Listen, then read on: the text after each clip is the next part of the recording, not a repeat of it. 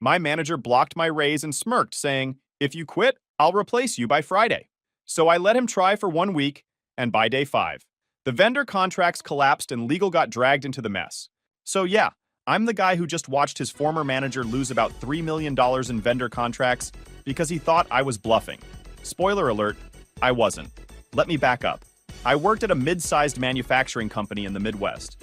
Not some fancy Silicon Valley startup or anything, just a solid operation that makes industrial parts for automotive suppliers. The kind of place where people actually make things instead of having meetings about meetings. We employed about 300 people across 2 facilities, yet, and our annual revenue hovered around 80 million. Not huge, but respectable. I was the procurement manager, which basically meant I handled all the vendor relationships, negotiated contracts, and made sure our supply chain didn't implode every other week. Every single component that went into our products came through me. Raw materials, packaging, tools, machinery parts, safety equipment, we have another you name it. Emote if we needed to buy it, I was the guy who made it happen. The role was more complex than it sounds. I wasn't just ordering stuff from a catalog. I was managing relationships with 47 different suppliers across 12 states and 3 countries. Well, it's Each one had their own quirks, lead times, quality standards, and pricing structures. Some were massive corporations with rigid processes. Others were family-owned operations, where a handshake still meant something. My job was knowing which was which. Knowing who to call when we needed something yesterday. Knowing who'd work with us on payment terms when cash flow got tight. Knowing which suppliers would prioritize our orders during shortages, and which ones would ghost us the second a bigger customer came calling. I'd been there for 6 years.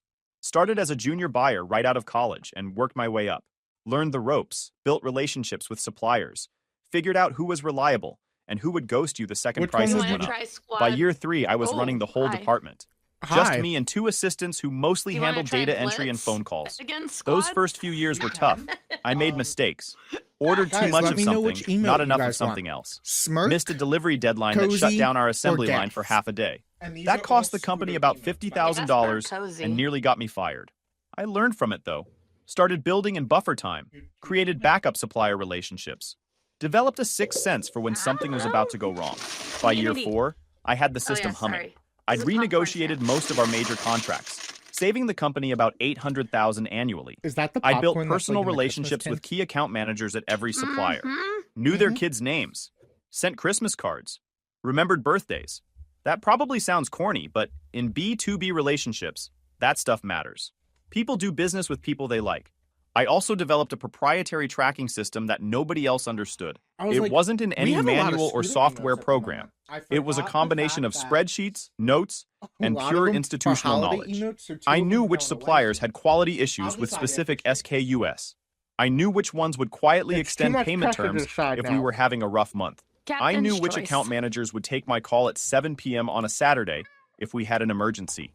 That knowledge wasn't written down anywhere. It couldn't be. Half of it was reading between the lines of conversations, understanding the politics at supplier companies, knowing when to push and when to back off. Guys, the job wasn't glamorous, but I was good at it. Or one more really gift good. Sub, Our costs were down 22% from when I started. Lead times were better. Quality issues dropped. The CEO loved me because I made his quarterly reports look great. The operations team loved me because parts showed up when they were supposed to. Even accounting didn't hate me, which is saying something because procurement and accounting usually exist in a state of mutual passive aggression. I'd also saved the company's reputation more than once. There was the time our primary steel supplier went bankrupt with zero warning. I had a replacement sourced and shipping within 48 hours. Or when we had a quality issue with defective bearings that could have triggered a major recall. I worked with the supplier to identify the bad batch, got replacements expedited, and negotiated compensation for our trouble. No lawyers, no drama, just problem solving. The CEO had personally thanked me for that one. Told me I'd save the company somewhere between $500,000 and $1 million in potential liability. I figured that was worth something come review time. I was wrong. Then we got a new VP of operations. His name was Gerald. Mid-50s, came from some company in Ohio that went under 2 years after he left. Should have been a red flag, but the board wanted someone with experience, and Gerald talked a good game in interviews. He had an MBA from a decent school, 20-plus years in manufacturing, and a resume that looked impressive if you didn't dig too deep. From day one, Gerald had this vibe like he needed to prove he was the smartest guy in every room. He'd interrupt people in meetings to correct minor details that didn't matter. Someone would say a delivery was scheduled for Tuesday, and he'd jump in with, actually, according to the logistics report, it's arriving Tuesday afternoon at 2:17 p.m. Like the exact time mattered for a strategic discussion. He'd send emails at midnight just to show he was working late. Most of them were nitpicking minor issues or asking for reports that nobody had ever requested before. He wore expensive suits that looked ridiculous in a manufacturing plant, where everyone else wore business casual at best. The plant floor guy started calling him the Penguin behind his back because of how he waddled around in his three-piece suits trying to look important. But whatever. I've dealt with difficult bosses before. You smile, nod, do your job, and wait for them to either chill out or leave. Usually works. Gerald's thing was micromanagement. Everything's fine. He wanted reports on everything. Daily updates on supplier communications, copies of every email I sent to vendors, spreadsheets tracking metrics that nobody had ever cared about before. He wanted to know our inventory turnover ratio, broken down by supplier. He wanted aging reports on payables updated twice a week. He wanted to be CC'd on every purchase order over $1,000. It was annoying, but I complied. Figured he'd ease up once he realized I knew what I was doing. He never did. Instead, he started questioning my decisions. I'd negotiate a contract at a certain price point, and he'd email asking why I didn't get it cheaper. Never mind that I'd gotten us the best terms in the industry. Never mind that our margins on those parts were excellent. He always thought he knew better. The worst part was his complete lack of understanding about how supplier relationships actually worked. He seemed to think every vendor was trying to rip us off, that every negotiation was a zero-sum game where somebody had to lose. I tried explaining it to him once. Told him that strong supplier relationships meant better service, priority treatment during shortages, flexibility on terms when we needed it. He looked at me like I was naive. Said something about how business is business, and we needed to maximize shareholder value. Cool. Except we weren't a publicly traded company. Panda, thank you so much treating suppliers like adversaries was a great way to end up at the bottom of their priority list. About 2 months into his tenure, goal is to be he started sitting in on my supplier calls. Whole stream, just showed up one day and announced he'd be joining. The first one was with Reynolds Industrial, our primary aluminum supplier. James, their account manager, and I had a great relationship. We'd been working together for 4 years. These calls were usually casual check-ins. Order volumes, delivery schedules, maybe some small talk about business conditions. Gerald turned it into an interrogation. Started asking James aggressive questions about their margins, their production costs, why they couldn't offer better pricing. James handled it professionally, but I could hear the tension in his voice. After we hung up, he called me back on my direct line. What was that about? He asked. New VP, I said. Sorry, he's still learning how things work. Okay, well, maybe give me a heads up next time before you bring someone like that on a call. I'm fucked. That was uncomfortable. I apologized again and made a mental note to keep Gerald away from supplier communications. Unfortunately, he had other ideas. About 4 months into his tenure, I had my annual review. I'd crushed every metric. Savings were up. On-time delivery was at 96%. Which was basically unheard of in our industry.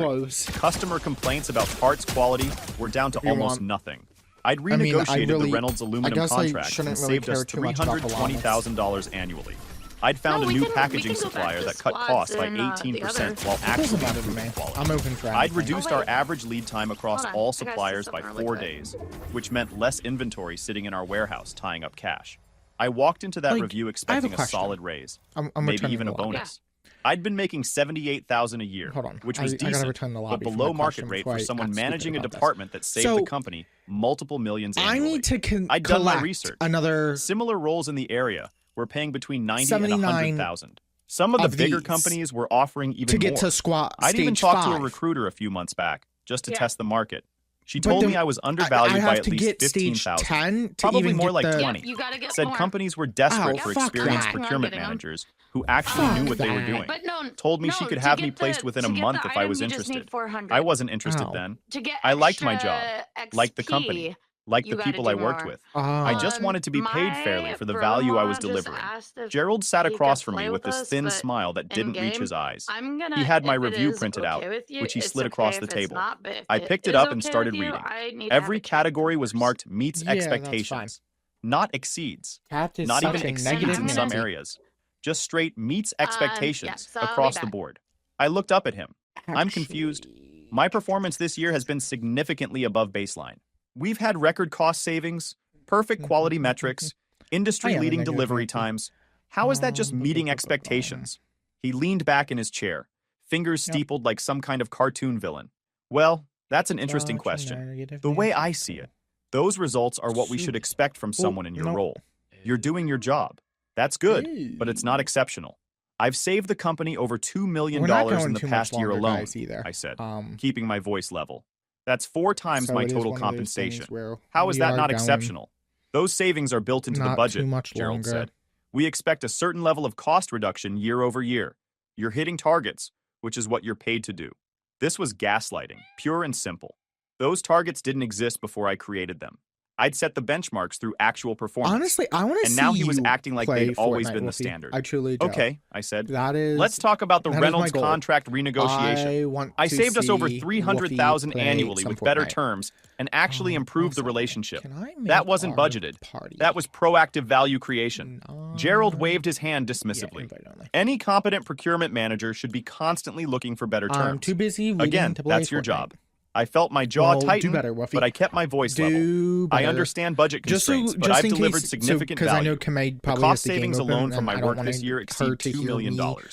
I'd like to discuss compensation adjustments. So he set down his pen and looked at me with that thin smile again. Well, that's an interesting topic.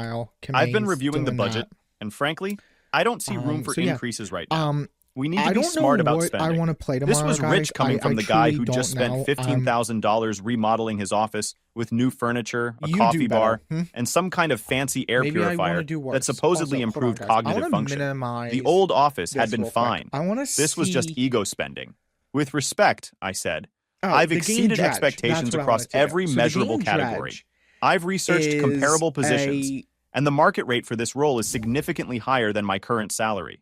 I'm at least 15 to 20,000 below market. Single-player fishing Gerald's adventure smile with got a wider, more sinister condescending.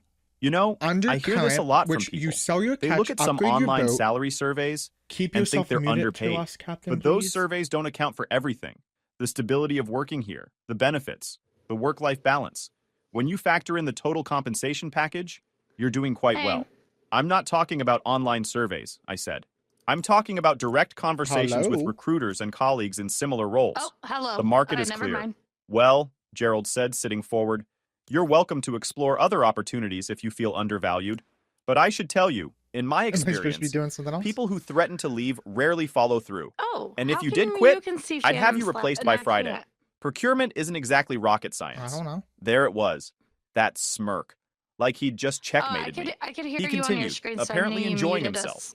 I've managed procurement teams at much larger organizations. The fundamentals are simple. You find suppliers, you negotiate prices, you manage contracts. I could teach any reasonably intelligent person to do your job in a couple weeks. The idea that you're somehow irreplaceable is, frankly, a bit naive. I don't know if he can hear us. I sat there for about 10 seconds. Well, no, I'm muted because I was reading processing what he'd a said, potential game. Processing the casual dismissal, the contempt, the absolute certainty that I was bluffing. Then I nodded slowly. That's good to know. I appreciate your honesty. Glad we understand each other, Gerald said. He picked up his pen again, a clear signal that the meeting was over. Now, I need you to prioritize the Reynolds contract renewal. I want it done by end of week. I stood up. Sure thing. I walked back to my office, closed the door, and opened my laptop. I had some emails to write. Here's the thing Gerald didn't understand about procurement. It's not just about ordering stuff and negotiating prices. It's about relationships. Trust. Institutional knowledge that doesn't exist in any manual or database. Be one of those things Our main suppliers weren't just vendors. They were partners I'd cultivated over years. See how the game is. I knew which account managers would go to bat for us during shortages. I knew which plants could turn around rush orders. Because I don't mind. I knew who to call when something went wrong. And I knew exactly what to say to keep them happy. Take Reynolds Industrial, for example. On paper, they were our aluminum supplier. We had a contract that spelled out pricing, delivery terms, quality standards, with standard stuff. But the real relationship went way deeper than that. What's wrong? I knew that James, their account manager, had 2 kids in college. I knew his boss, Patricia, was nearing retirement and didn't want any drama in her final years. I knew their plant in Indiana had better quality control than their facility in Kentucky. So I always requested material from Indiana, even though it cost a bit more in shipping. I also knew that Reynolds had cash flow issues about 18 months back. Their biggest customer had delayed payments, and they were struggling to meet payroll. Muted as well. They didn't advertise this, just so obviously, that they can't hear me. But James and I had developed enough trust that he mentioned it over a dinner meeting. I worked with our accounting team to accelerate some of our payments to help them out. I think we might do Cost Dredge us nothing tomorrow, since we were going to pay test that a anyway, little bit, but the timing and then, helped them avoid a crisis. If I don't 3 like months it, maybe later, we'll switch when we over had to an Fortnite or emergency need switch for over to aluminum something. due to a production screw-up on I'm our still end, trying to figure Reynolds out the moved settings heaven with and Stardew. earth to Honestly, get us material Stardew on might a just be 2-day game where I turnaround. play it offline. Normally, that would take 3 weeks. Unless I might need They to bumped other lower some customers, settings within ran OBS overtime and shifts, stuff like and that. ate the expedite costs. But I James know didn't even that ask for premium pricing. I did a little bit he of just made it happen because we'd help them when they needed it. That's the kind of relationship you can't build with aggressive emails and contract clauses. It takes years of showing up, being fair, and treating people like partners instead of commodities. All of that lived in my head. Change some settings sure, we had Stardew contracts and so PO I systems, might try that. but the Maybe real we might value do a was the little, relationships, testy stream the to see how favors that banked, goes. the goodwill earned, I don't know. the understanding that we'd take care of each I other do when it mattered. like And Gerald thought he could Stardew replace Sundays, that by Friday. Honestly, I spent the next 2 days documenting exactly this nothing. Sunday coming I up, but CC'd next Gerald Sunday, on we're routine back to emails, Terraria. attended meetings, So honestly, acted normal. Stardew won't Meanwhile, I happen was that much updating my resume and anymore. reaching out to my network. It might just I be kept a game my that we feelers throw in quiet. once in a while. Didn't want word getting back yeah. to Gerald that I was We'll actually see what's looking. up. I reached out to Let former me see if colleagues the who'd moved team's to other ready. companies. Contacted a few recruiters I'd worked with Are we before. good? Kept everything off company email and phone. Tuesday night, I had a call with a recruiter named Anne who specialized in supply chain roles. I laid out what I was looking for. Similar role, Take your time. better pay, management that actually valued expertise. She laughed and said she had 3 companies that would fight over me. By Wednesday, I had 2 preliminary interviews scheduled. Both were with companies I'd heard good things about. Both were offering significant pay bumps just to get me in the door. Thursday morning, I had a video interview with a competitor about 20 miles away. Mid-sized operation, similar to my current company, but better managed. The hiring manager was a woman named Linda, who'd been in procurement for 20 years. We clicked immediately. She understood the role, understood the challenges, and clearly valued what I brought to the table. She offered me the job before the interview was even over. I didn't say $95,000 base salary plus quarterly bonuses tied to cost savings, better benefits, actual professional development budget. She wanted me to start as soon as possible. You confused me. I need to give you 2 said weeks' keep notice, yourself I muted said. to us, Captain. Take whatever time you need, Hi, Linda Curious. said. We're just excited to have you joining the team. I told her I'd send her a formal acceptance by end of day Friday. We shook hands virtually and ended the call. I sat there for a few minutes, thinking it over, making sure I wasn't making an emotional decision. But the math was clear. 17,000 more in base salary, plus bonuses that could add another 10 to 15,000. A boss who actually respected the work. Rude. A company that wasn't run by someone with a fragile ego, and a management book from 1987. Yeah, this was the right move. Then I drafted my resignation letter. Kept it short and professional. 2 weeks notice, effective immediately. Yes. I didn't mention Gerald's comments. Didn't need to. Just thanked the company for the opportunity and wished them well. I printed it out on good paper stock, signed it in blue ink, and put it in a folder. Wanted it to look professional. Final. I walked into Gerald's office at 3 p.m. on Friday. He was on the phone, but he waved me in. I stood there waiting while he wrapped up some conversation about production schedules that he was clearly dominating despite not understanding the technical details. He kept using terms slightly wrong, and I could almost hear the person on the other end trying to politely correct him. When he hung up, he looked at me with mild annoyance. What do you need? I'm resigning, I said, handing him the folder. My last day is 2 weeks from today. I watched his face go through about 4 different expressions in rapid succession. First was confusion, like he couldn't quite process what I'd said, like the words made sense individually, but not together. Then annoyance, probably at the inconvenience of having to deal with this. Then something that looked like actual concern, maybe realizing this was actually happening, and he'd have to follow through on his boast about replacing me. Then that smirk came back. His default expression when he thought he had the upper hand. Well, he said, unfolding the letter and scanning it quickly. His eyes moved faster than he was actually reading, just performing the act of reviewing it. I appreciate the notice, but we don't need 2 weeks. You can clear out your desk today. I'll have someone cover your responsibilities starting Monday. It's fine. Perfect. Exactly what I'd hoped for. Your call, I said with a shrug. I'll need to do an exit interview with HR. I'll let them know, Gerald said. He was already looking at his computer, dismissing me. Make sure you leave detailed notes about ongoing projects and supplier contacts. Sure, I said, knowing full well I wouldn't be doing that. See, when you accept someone's resignation effective immediately, you're terminating their employment. They have no obligation to do anything beyond return company property. Gerald probably thought he was punishing me by not letting me work my notice. In reality, he just eliminated any responsibility I had to help with the transition. The airport. I went back to my office and started packing my personal something items. like that, you know, Wasn't same much. thing. A few pictures of family vacations, some office supplies I'd bought myself because the company ones were terrible, a coffee mug from my alma mater, a plant that was somehow still alive, despite being in a windowless office for 3 years. You're on I keyboard did not mouse? leave detailed notes. I did not document my supplier Nice. relationships. I did not create a transition plan or write up best practices. Gerald had accepted my resignation effective immediately, which meant I had zero obligation to do anything beyond pack my stuff and leave. Could I have been the bigger person and left everything documented anyway? Sure. But Gerald had spent 4 months micromanaging me, dismissing my work, and then told me to my face that I was easily replaceable, and that procurement wasn't rocket science. He wanted to learn that lesson the hard way? You can take Fine that by and me. drink that, My two assistants, Katie and Ben, the stopped by blue while I was shield. boxing things up. They both looked shell-shocked. Is it true? Storm Katie incoming. asked.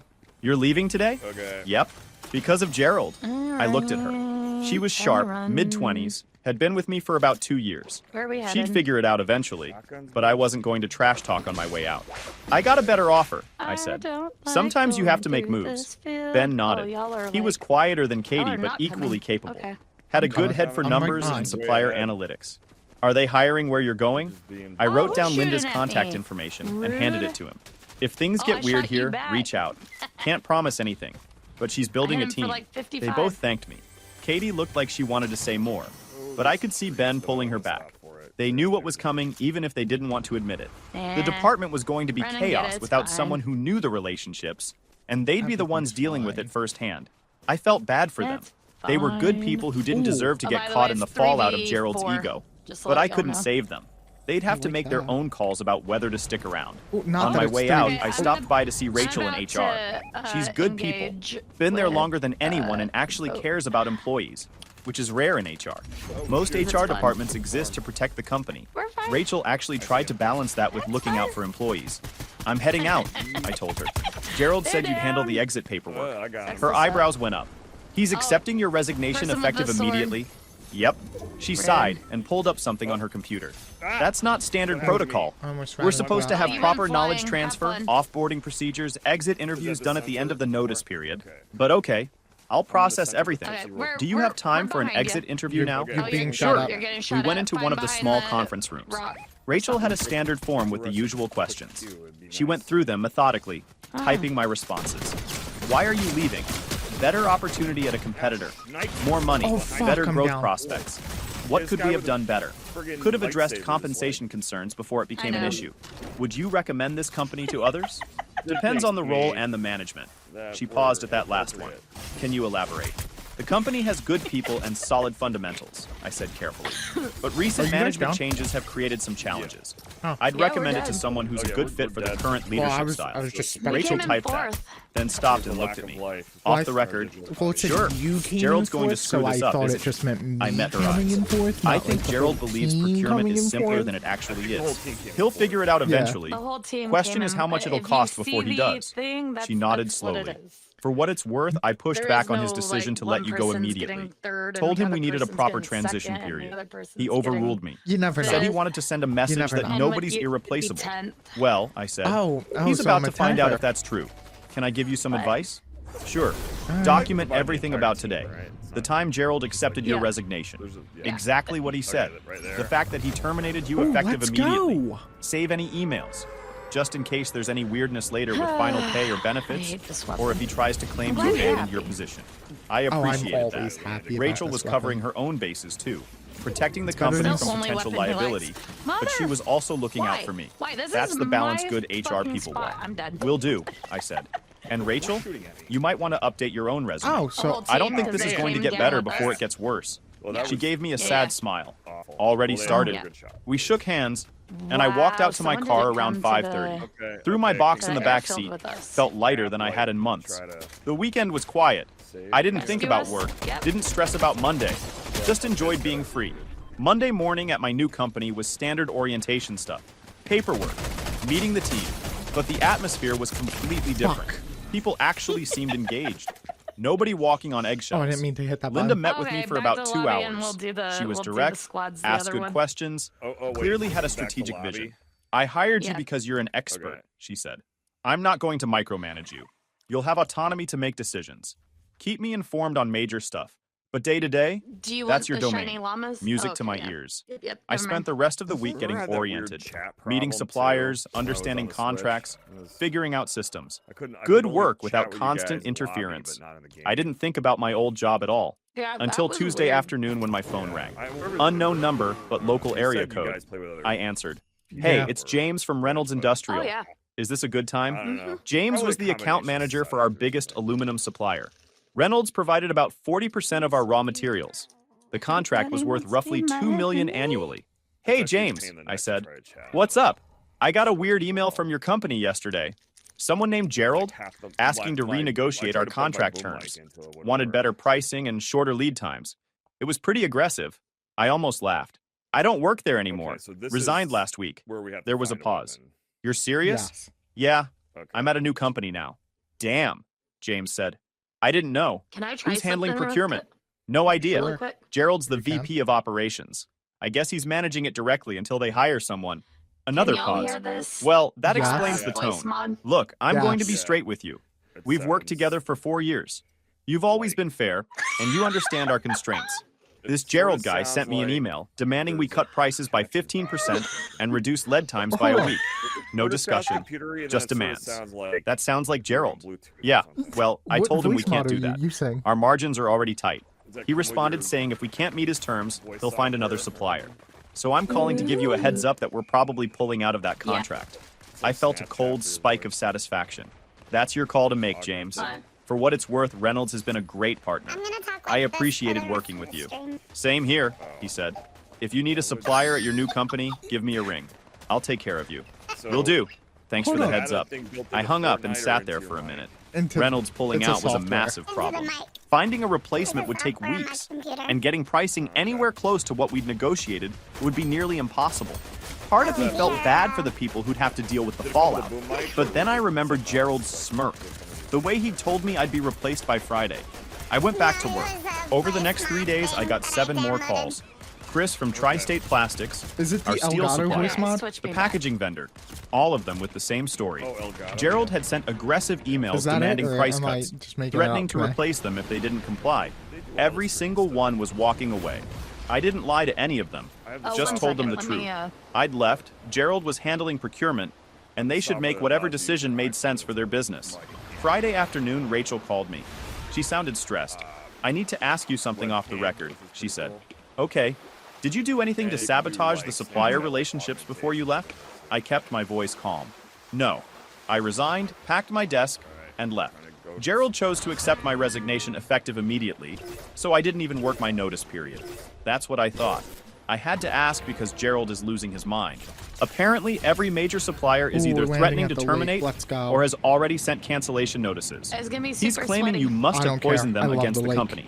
I didn't have to, I said. Gerald did that himself. What do you mean? He contacted every supplier demanding price cuts and better terms. Is it with Elgato? Didn't ask, didn't negotiate. Just sent aggressive emails saying if they didn't comply, he'd replace them. Turns out, vendors don't respond well to being threatened. Rachel was quiet for a moment. He actually said that? According to multiple suppliers, yes. Jesus, I know Elgato how bad has is one, it? and that's what I was like. Bad. Grab. Operations is freaking out because we don't have enough raw materials to meet production schedules next month. The CEO is furious. Legal is getting involved because some of these contracts have penalty clauses for early termination. It's a disaster. I felt a grim satisfaction settle in my chest. That's unfortunate. They're talking about trying to hire you back, offering more money, whatever you want. Not interested. I figured. Look, I'm sorry about how this went down. You deserve better. Thanks, Rachel. I appreciate that. She sighed. Good luck with the new job. You too. And Rachel, start updating your resume. This company is going to be bleeding talent for a while. Already on it, she said, and hung up. I sat there thinking about Gerald, wondering if he understood yet what he'd done. Whether he realized that replacing me wasn't the hard part. Replacing 6 years of relationship building and trust was impossible. The following week, I started getting LinkedIn messages. People from my old company reaching out, asking if my new employer was hiring, sharing stories about how chaotic things had gotten, Apparently, Gerald had tried to personally manage procurement while searching for my replacement. It went about as well as you'd expect. He didn't understand lead times, couldn't negotiate worth a damn, and burned every bridge I'd spent years building. Operations ground to a halt after 2 weeks. They couldn't get enough raw materials to maintain production schedules. Assembly lines sat idle. Deadlines were missed. We placed 22nd. Customers started canceling orders. The financial hit was staggering. Between lost revenue, penalty clauses, and emergency sourcing at inflated prices, the company was looking at losses in the millions. Gerald tried to blame me. Sent an email to the whole company saying I'd sabotaged the supplier relationships out of spite, that I'd violated my professional responsibilities. Linda, my new boss, forwarded it to me with a note. Want me to have our legal team send a cease and desist? I wrote back, not necessary. No. Truth is a defense, and I didn't do anything wrong. It's Let him dig his own grave. Twitch sure enough, 2 days later, Rachel forwarded me another email. This one from the CEO to the entire staff. It was a masterclass in corporate damage control. The email acknowledged that there had been communication issues with suppliers following a management transition. It outlined steps the company was taking to rebuild relationships and stabilize operations. It thanked employees for their patience during a difficult period, and buried in the middle was a single line. Gerald Patterson is no longer with the company, effective immediately. I showed it to Linda. They actually fired him, she said. 6 months and he torched the place. Gerald was very good at burning bridges. This is the just not much else. One of my former colleagues reached out a week later. We grabbed coffee and she filled me in on the fallout. The board had investigated. Turned out Gerald had inflated his resume. I don't know. The company in Ohio hadn't just gone under after he left. It had failed partially because of his decisions as VP Poor Vendor Management. Same playbook he'd tried at our company. He'd also been cherry-picking data in his reports to make himself look good. The CEO had been making decisions based on incomplete information for months. Best part? Gerald tried to negotiate a severance package during his termination. Threatened to sue. The lawyers pointed to the morality clause in his contract. Gross negligence voids severance. He walked away with nothing. You gotta pay for. 3 more people have left since you did, my colleague said. The company hired a crisis firm to rebuild supplier relationships, How much is it to pay for but it's not going well. They promoted Danielle to interim procurement manager. I'm looking as She's we speak, overwhelmed. and I shouldn't be doing I this. felt bad for Danielle.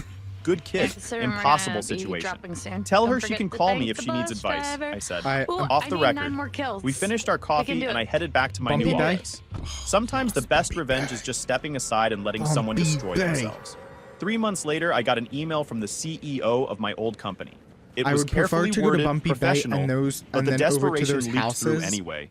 He apologized for how my departure had been handled. Acknowledged that the company had made serious mistakes in management. Asked if there was any possibility I'd consider returning. The offer was generous. Come down a lot quicker. 110,000 base salary, profit sharing, a signing bonus to cover what I'd lost in unvested benefits, I want to a guaranteed seat in management meetings. Basically everything I'd wanted before Gerald showed up. I read it twice. Then I forwarded it to Linda with a subject line. FYI, not taking this. She wrote back, good, we like having you here. I responded to the CEO politely, thanked him for the offer, explained that I was happy in my current role and not looking to make a change. Wished him and the company well. He wrote back within an hour, asked if I'd at least consider consulting, helping them rebuild the supplier relationships. He'd pay whatever my rate was. I thought about it for maybe 30 seconds. Then I wrote back, I appreciate the offer, but I'm not available. However, I'd recommend reaching out to James at Reynolds Industrial and Chris at Tri-State Plastics. They're both professional and fair. If your new procurement manager approaches them with respect instead of demands, they might be willing to restart conversations. Good luck. I never heard back. Life moved on. I settled into my new role, built relationships with a new set of suppliers, implemented some of the ideas I'd never gotten to try at my old company, got a promotion after 8 months. My old company limped along. They eventually stabilized, but the damage was permanent. Revenue was down. Market share eroded. Several longtime customers had switched to competitors during the supply chain chaos and never came back. Last I heard, they were considering selling to a larger firm. The CEO who'd emailed me had retired early. The board had cleaned house. All because Gerald thought procurement wasn't rocket science. 3 months later, I got an email from the CEO of my old company. It was carefully worded, professional, but the desperation leaked through anyway. He apologized for how my departure had been handled, acknowledged that the company had made serious mistakes in management. Asked if there was any possibility I'd consider returning. The offer was generous. 110,000 base salary, profit sharing, a signing bonus to cover what I'd lost in unvested benefits, a guaranteed seat in management meetings. Basically everything I'd wanted before Gerald showed up. I read it twice. Do we have enough Then gold? I forwarded it to Linda with a subject line. No, yes, I do have enough FYI, gold. not taking get the this. dude. She wrote It was back, 700, good. right? We like having you here. 600. I responded to Or the was it CEO 800? politely, Sick. Oh, thanked him 600? for the offer, Okay, that's explained fine. that I was Then we're happy good. in my current role and not looking to make a change. Wished him and the company well. Alright, I got the dude. He wrote back within an hour, Oh, we got asked if more I'd at least footsteps. consider Are you consulting, helping them effing rebuild the serious? supplier relationships. He'd pay whatever just my literally rate killed was. everyone. I thought about it for maybe 30 Nah, seconds. that's a lie. Then I I've wrote only back, killed 3 I people. don't I want appreciate anything the about offer, the but I'm not president. available. However, I'd recommend reaching out to James at Reynolds Industrial and Chris at Tri-State Plastics. They're both professional and fair. If your new procurement manager approaches them with respect instead of demands, they might be willing to I restart need to conversations. go Good luck. to I never heard back. one of 6 these months houses after I real left, quick. Katie reached out. I think it's She'd this taken one. my advice and applied to Linda's team. Alright, I need Got to do hired as a something really buyer. quick, We 'cause I grabbed need lunch to her get first week. It's all so the different ammo. here, she said. People actually communicate. Management listens. I forgot what it felt like to not be stressed all the time. What happened to Ben? I asked. He left 2 months after you did. Got a job in logistics at a distribution That was company. bad. Better pay, better hours. And the old place? Katie shook her head. They hired someone to replace you eventually. Some guy from a consulting firm. He lasted Yeah. 3 months before he quit. Then they hired someone else who's trying to rebuild everything from scratch. But the damage is done. Half the Yeah, suppliers that- won't work that's with them just anymore. fun. The ones who stayed jacked up their prices because they know the company's desperate. What about operations? Revenue's down 30% from more last year. gold. They laid off about 60 people in manufacturing. The CEO announced his retirement last month. Word is they're shopping the company around, Could trying to find a buyer. someone give me, I nodded. like, Wasn't surprising, but 300 still more gold? sobering to hear. Yeah, If I'll you wait. enjoyed this video, please hit that subscribe button. Like, It really I- helps the channel and help us bring you more and better stories. Well, Thanks.